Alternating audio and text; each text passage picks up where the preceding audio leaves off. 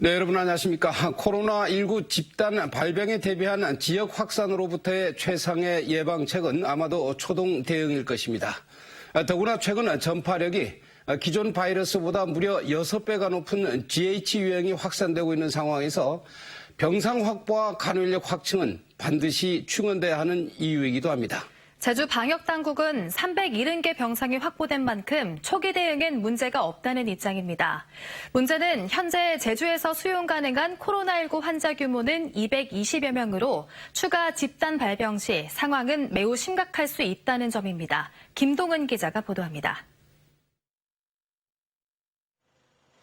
광주 지역 코로나19 확진자는 지난달 26일까지 30명 선으로 전국에서 네 번째로 적었습니다. 하지만 열흘 만에 90명 가까이 폭증했습니다. 전파력이 6배나 높은 GH 유형이 번졌기 때문입니다. 휴가철 제주에서도 이런 상황이 생길 가능성은 충분합니다.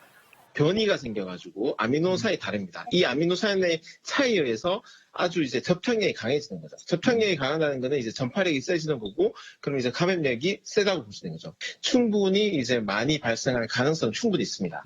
그렇다면 의료 자원이 부족한 제주에서 현실적으로 수용할 수 있는 코로나19 환자는 얼마나 될까? 최대 수용 가능한 코로나19 환자 규모는 경증 환자를 수용하는 생활치료센터 입소자를 포함해 220명 정도로 추산됩니다. 환자가 더 발생할 경우 제주에서 감당이 어려워진다는 얘기입니다. 그동안 제주시도는 공공병원 소개령을 통해 370개 병상 확보가 가능하고 300명 규모의 생활치료센터가 마련됐다고 밝혀왔습니다. 하지만 코로나19 환자 1인 1실 원칙에 따라 370개 병상은 사실상 97개 병상만 사용이 가능하고 이마저도 간호 인력이 부족해 실제 사용이 가능할지는 미지수입니다. 370개 병상 확보는 사실상 허수라는 뜻입니다. 이 2시간마다 그 간호 인력을 배치를 변경을 해줘야 되거든요. 그러려면 한 환자당 최소 3명, 4명, 5명의 간호 인력이 배치가 돼야 되는데.